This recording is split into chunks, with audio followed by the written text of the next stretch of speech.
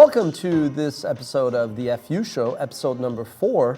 I guess the title of this is The Paradox of Selling Out, also known as Why Richard Branson is a Phony. Now, that's clearly more of a clickbait answer, and that's why the official title is The Paradox of Selling Out. So, last week my CFO, whom I've been working with since 2016, he kind of came into my office and he said, you know what, Ash, I just don't understand why you are so transparent, why you are so candid about how you think and how you feel. Then he kind of leaned back in the sofa and he said, you know what, actually, I kind of get it. So we're based in Montreal. So he referenced a couple of artists, musical artists. One of them, Jean Leloup. Jean Leloup is Quebec's version. So, I mean, this is what media compares him to. They go, he's kind of like our equivalent of Bruce Springsteen or Bob Dylan, which I think is a very generous comparison. He also cited Éric Lapointe. Éric Lapointe is what happens when beer and cigarettes turn into a human being, basically, or vice versa. In any case, he goes, those artists, you know, they always open up, and the reason why they've not lost their mind is because they open up, and their music is basically therapy. I go, well, there you have it, David. I said, the reason why I'm so transparent is not because I think it's important for people to understand things, but it's because ultimately, if you don't want to lose your mind, communication is a part of the therapy that you need in order to wake up in the morning and not be a crazy person. So in line with that, way back, before Watch Mojo was, relatively speaking, more successful, back in 2011, I wrote an article for TechCrunch called Why Entrepreneurs Lie and the Lies that Entrepreneurs Tell. And there were 4. I'll link that article in the comments, but there were 5 actual lies that I referenced. One of them, I've alluded to it on especially Context is King on this channel with Rebecca. It's I have no regrets, or if I had to do it again, I wouldn't do anything differently. That's a whole video in of itself. Number 2, it's not personal, it's business. The only people who say it's not personal, it's business are people who take things very personally. Like my old boss. Number 3, we're not raising money, which is kind of, I learned back in the day, it's every startup that's one-time funds money is always in fundraising mode. They're fundinistas in that sense. Number 4, I'm your biggest fan. And generally, that's not true. The person that's saying I'm your biggest fan has already rolled over you a few times and is kind of figuring out how next to roll over your back the next time. And number 5, which is where we're going to draft off for this video, we're not looking to sell. So, last year, I went out and I wrote a LinkedIn article, not a post, a whole article, a long article, and I believe it was a top 10 list that said why I finally hired a banker, the art of filtering and buffering. And once you decide to put that out there, you're being very transparent, because in our racket, generally speaking, when there's a rumor that a company has retained an investment banker to explore options, you know, they're kind of doing it because either they are getting legitimately inbound interest, or just because, you know, they kind of are figuring that they're running out of money, or they don't necessarily see a path forward as a going concern as an independent company, and they realize that they may want to sell. In my case, I'll be honest with you, I studied finance, I love M&A, I would love to eventually do a merger or an acquisition to cap off you know, this tenure, whether or not it's in 2019, 20, or in 2050. At some point, it's going to happen. I'm not, you know, delusional about that. But it was mainly because I was getting very fatigued and tired of having that conversation myself with interested parties. And I did feel like having an investment bank filter and act as a buffer would be helpful. But I also posted it because I know quite a lot of people in this industry, and a lot of them would be like, well, why now? You've never actually hired a bank. Why don't you hire one? And what I was then starting to do is, alongside Context, which is definitely very therapeutic in many ways, and it helps me kind of broadcast the one-on-one conversations I have with people about business and entrepreneurship and many other things, it just was like natural for me to be able to put my thinking in one place, as I usually do, and just link to that for those who are interested. But I knew, of course, that that would lead to me needing to explain if I, in the end, decided not to do anything, because if you remember, the reason for that wasn't necessarily that I was kind of trying to sell the business. It was just because I didn't want to necessarily deal with the parties that were showing an interest. I learned a lot.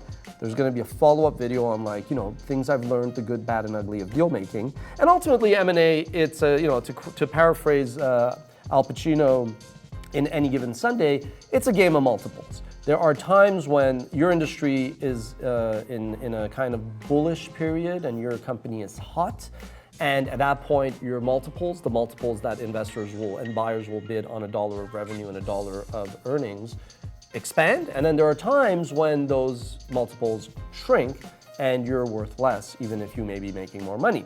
But obviously, if you're making money and you're profitable, you're in control of your own destiny.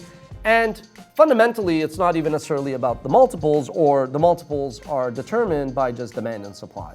The more buyers you have at the table, the more investors you have at the table, the more leverage you have. So I kind of was very happy about that process. And since we always find ourselves in these conversations, I kind of found myself through the coaching and the kind of stay focused aspect of having a banker.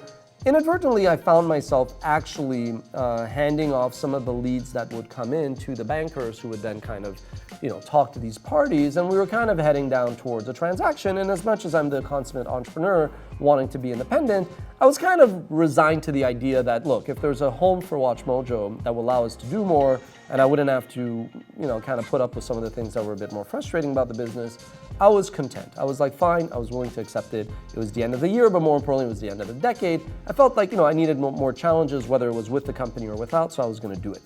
Then came the holidays. Okay, so over the holidays, I decided to shut down, and I actually saw Succession. Now, Succession taught me a lot. My first reaction, by the way, was, wow, this is not good writing. This is not a good show. I'm talking about the first episode or two. I was like, this is the equivalent of what Trump looks like to poor people, to non-successful people who think, oh, this is what a successful person looks like. And you've heard people say that about Trump.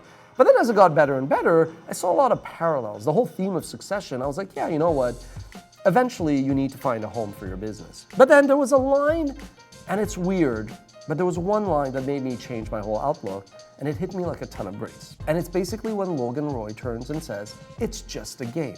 What you kids do not understand, it's all part of the game.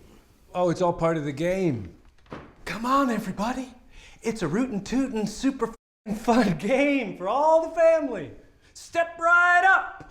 You run towards politics to prove that you're your own man. Fine, but that's not principle. You're scared to compete.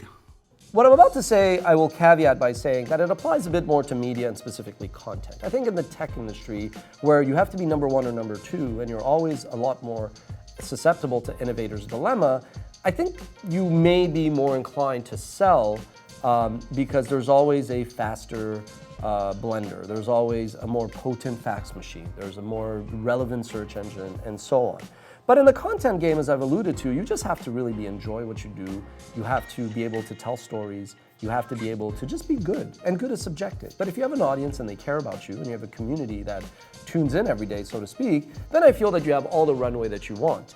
And then sometimes, going back to my multiples and bullish versus bearish sentiment, sometimes it's just not the right time.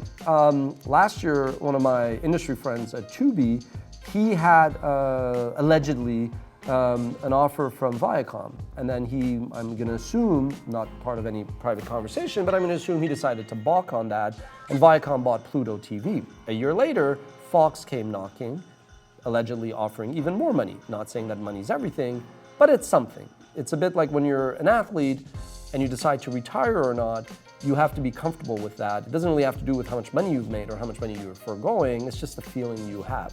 But money as an entrepreneur does go hand in hand, and we're gonna talk about that. The more important thing about money is, as an individual in business, and this is not just entrepreneurs, but it's definitely executives, is you have to be clear about what your relationship with and your views on money are. What I mean by that is, if you think of that episode that we did on Context is King about following your passion, I said the whole, should I follow my passion or not, is almost tertiary to first. What are your needs and what are your wants? And what's demand and supply dynamic in this field that you're doing? Is this something that you have like some kind of comparative advantage in? But ultimately, going to that need versus want, if you're the kind of person that's not gonna be happy having a home and a car, and you need 3 homes and 4 cars, then it's a very different framework for you to decide if you're gonna sell your business and exit and walk away with a pile of cash than if you're really, kind of a happy-go-lucky content guy. And that ties into this other concept that we had about expectations versus gratitude. So recently, PewDiePie decided to take a month off from producing videos because he was burnt out, he was tired. Now, I'm gonna guess that in that 1 month that he did nothing, he probably realized, and I'm guessing, that some of the frustrations he had with producing videos were kind of like self-imposed. At the end of the day, he probably realized that, hey, I got it good. My life is basically to press record, talk about gaming or what's happening, and earn a crazy good lifestyle out of it. So what exactly am I complaining about? And while I'm definitely not PewDiePie and this channel is not his, I do think though that the whole concept of gratitude versus expectations is something that really has become more and more of a beacon to manage, the highs and lows of a given day, and it's something that I kind of like try to instill in my team and people that come to me for advice. Speaking of advice, what I realized over the holidays is having started to invest in a few companies. Last year we invested in Buffer Festival, invested in Saturn Awards. Once you start to become a formal advisor and you're an investor in other businesses and you start to coach other entrepreneurs and you start to advise other entrepreneurs and you kind of are on the other seat where my CFO's sitting and kind of like listening and giving advice, you kind of realize that, it is the natural evolution of an entrepreneur to go from being the man in the arena to kind of coach and encourage others who are in the arena. And, I've alluded to being a wannabe amateur athlete, but I do think it's very much similar to how eventually athletes transition to become coaches. And so what's really fascinating about that paradigm is how you go from saying things and then eventually realizing that you may be right or wrong to then having conversations with fellow entrepreneurs and hearing them repeat some of the same things. And when you hear it from them, you want to smack them across the head because you're like, you're wrong, you're crazy, get that out of your mind. One example of that is originally entrepreneurs were kind of the crazies who almost could not work in an organization for somebody. Or people who wanted to work for somebody but didn't necessarily get the opportunities and they kind of had to backwards finagle, contort themselves to make ends meet. But what's happened when I talk about how entrepreneurship is no longer niche and kids these days want to be entrepreneurs, I think there's a lot of kids that go into entrepreneurship for the wrong reasons. And yeah, it is for the money and the fame and whatnot. So last year, I found myself repeating that, as much as it's great to run a profitable and independent company, you almost have to sell. You almost have to exit. Some guy, a greater fool possibly, has to come along and basically sign a big check to your name and give you that liquidity event, that exit that makes you a made man. I found myself repeating this because I realized that the concept and the perception of entrepreneurship had changed, where it was no longer about starting something because you had a different set of ideals, a different set of principles and values, but more about the fact that you basically flipped your business. We were all of a sudden not starting these organizations that were built to last, but it was like we were on some episode on some TV channel about some crusty company, some crusty home that we bought that we were now just improving a little bit, flipping it, even though it might have been a house that was built on sand, so to speak, a house of cards. In any case, I myself was saying that, and it was part of the fatigue. It was part of the fact that when I want to pursue projects and when I want to get stuff done, I still find myself having to pitch people and convince people, which admittedly is part of everybody's life, but I found sometimes that to be a bit frustrating. And I could see that people were almost waiting for me to point to some transaction that, look, so-and-so came along and they signed this check and they validated this thing that I've started. Look at that. Let's now do this other project that I'm trying to pursue. And it was only when I heard, and I hope he doesn't mind, but I don't think he will, it was only when I heard Buffer Festival's Scott Benzie saying that to me in Toronto that I just took pause and I said, I kind of told him why that's not necessarily so, or more accurately, I said it depends where you are in your career because everything is relative. But that's when I kind of realized that I had to let go of that thinking. And then it made me think of Steve Jobs' line on Dogma, which is, I quote, "Your time is limited, so don't waste it living someone else's life. Don't be trapped by dogma, which is living with the results of other people's thinking. Don't let the noise of others' opinion drown out your inner voice. And more important, have the courage to follow your heart and intuition. They somehow already know what you truly want to become. Everything else is secondary," end quote.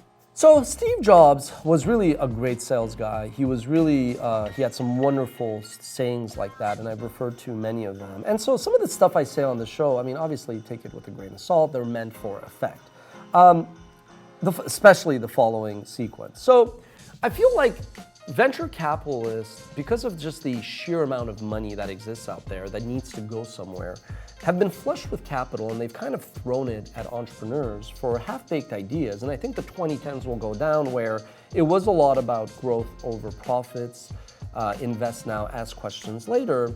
And that led to some of the shit shows that we saw, such as WeWork. But I think that what's ultimately also happened as a result of that is entrepreneurs that raised money from VCs are not really entrepreneurs in my very, very, very respectful opinion, because while they obviously are entrepreneurs in the broad sense of the word, I call them ventrepreneurs, meaning as much as they want to steer the boat the way that they want to steer it, they ultimately have given up control, whether it's through liquidation preferences, veto rights, board seats, however you want to quantify it. To me, they've already given up control, and as much as they want to do what they feel is right, or what's right for their employees, what's right for their clients or their community, they're ultimately beholden to their investors. So to me, those are ventrepreneurs. And we've also heard about wantrepreneurs, which nowadays are people that for years and years and years talk about starting a business, but never actually do it. They're basically wannabes. Now, this isn't to say that it's easy to start a business. I've already said that having the luxury of leaving your job to venture out on your own is a privilege. And trust me, there are some entrepreneurs who've raised venture capital money and private equity money that are outstanding operators and executives. But for the context of this show, that's why I think that we've kind of lost the narrative a little bit. Richard Branson, for example, who is an OG of entrepreneurship, he's a legend when it comes to this. But if you were to be really fair, and I'm not starting a fight with Richard Branson, obviously, the man's a legend, but he isn't really an entrepreneur anymore. Now, don't get me wrong, he's certainly entrepreneurial, but an entrepreneur is somebody that risks their own capital, that basically puts their own neck on the line. Now, what Richard Branson does, not that dissimilar to Donald Trump, is he basically leverages his brand. Not Richard Branson only, but the Virgin brand, and he basically goes out there and he licenses that. Not that different than what Donald Trump does when he goes out and puts the Trump name on a bunch of buildings, right? So I think ultimately, when I kind of took a step back over the holidays and I really assessed whether or not I wanted to sell, for me personally, and just for me, I realized I didn't really need or want an exit. Because of my relationship with money and my kind of dynamics of needs versus wants, but mainly because I said, if you were to exit, the kind of script these days is you either start something else, which I really didn't have any interest in doing. I like my job, I like the people I work with, and I really like this industry, and I believe that Watch Mojo has much, much nicer chapters in its story than, in the future than in the past, but I didn't actually want to become a full-time investor or a full-time advisor. I kind of like doing that on the side. So to conclude, I think that fundamentally, when it comes to business, I was meeting, not to name drop, but I was meeting Howie Mandel recently when I was in LA, and I've also heard my dad say this, my brother say this. Business ultimately boils down to busyness. It's really just something to keep busy. To think back of that Logan Roy line, it's just a game. I don't think that line is like game as in mind games, but I do think it's ultimately a sport. It's a mental sport. The same way that 3 times a week I go and with a bunch of other grown men run around a pitch, chase a round ball and try to put it in a net. That's what business is, especially to entrepreneurs who, thankfully, to their credit, have had a little bit of success. It's really just like a game. It's a vehicle. It's a platform. Nowadays, I kind of agree with this tweet that I saw from downtown Josh Brown at Reformed Broker. Quote, "I realized 3 years ago that the only thing that matters is having an audience. Every business, every sector, once you have people's attention, you can do anything. Capital is everywhere. There's too much of it. It costs almost nothing. Attention is the only scarce resource left," end quote. And he was obviously talking about Amazon launching a Heidi Klum-helmed fashion series tied into its retailing biz. So, if your business is ultimately a platform, a vehicle to pursue all of the crazy ideas that you have, then admittedly, once you've built an audience, once you have this direct relationship to your community, that's actually almost priceless. There's really not an obvious amount of money or so-called independence that anybody can offer you to just walk away from that. Especially of that, if you think of that athlete analogy where you probably don't feel like you're ready to retire, so to speak. So ultimately, I do think that, the title of my next documentary is Paradox, And I do think like one of the many paradoxes of entrepreneurship is this paradox that, we think we're in control of our own destiny when you're really not. You are beholden to your employees, your clients, in our case, YouTube and whatnot.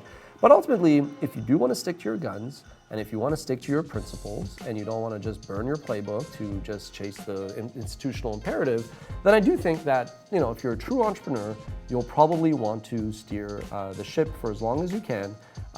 And you've heard me refer to Henry Luce, the founder of Time, William Randolph Hearst, the founder of Hearst, who ultimately really are the kind of playbooks that I still think of when it comes to these decisions.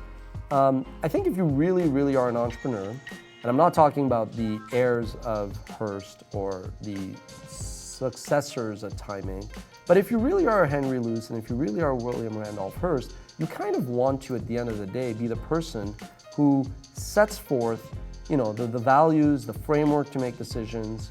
And I think the only way to do that is, sounds cliche, not raise capital and not sell out.